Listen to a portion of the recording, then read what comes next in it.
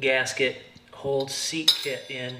It just pops down in the hole, then you thread this nut on here and it compresses the rubber gasket into a slight angled flange, and it helps push the gasket out so it pinches against the porcelain.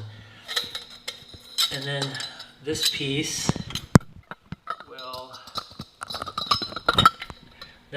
goes in here. I got to disassemble part of it though. And then this will swing over and connect to it so that you can flush the toilet. And this is all new because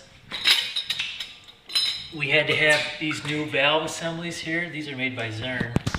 And in the process of working on all this, I determined that the shutoff valve, the plumbing valves, a 3-inch valve and another 2 3-inch valves and a 2-inch valve over there in the boiler room on the other side of that wall, they leak. They don't turn the water off.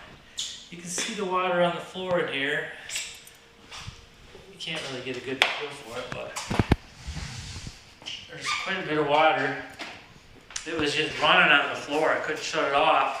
So there was no way I was going to sweat those. So I had to go with those PEX sleeve compression fittings. Thank goodness that those were available. I did have to solder this extension piece in here because they don't make this in a Street 45. If they would have, that would have been sweet. It would have saved me buying, well, yeah, it would have saved me buying this one. That's $16 for that. But they don't make them, so at least not around here. So I'm going to put all that back together. And it turns out that the toilets, the way they sit on the floor, they also have to be shimmed.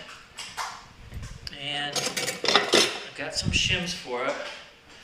As you can see, this toilet doesn't want to cooperate.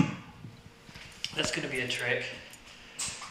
This one over here, this one's all put together, but I bought an extra spud seat for this one too because the rubber on those was completely cracked and the threading mechanism wouldn't unthread. You can see that it moves a little bit. I got to re-anchor something right here. But it appears to be working properly and there's no leaks. The whole thing was this leaked on the old one, this leaked on the old one, and the valve right here, this is the shutoff valve. When you turn it all the way in, it still didn't shut the water off. So if you took it apart to work on it, water leaked out of here. So we ended up getting 2 new ones. I tell you what a pain in the butt this has been because the shutoff valves over there in the boiler room are old and they don't turn the water completely off. And I got an issue with these.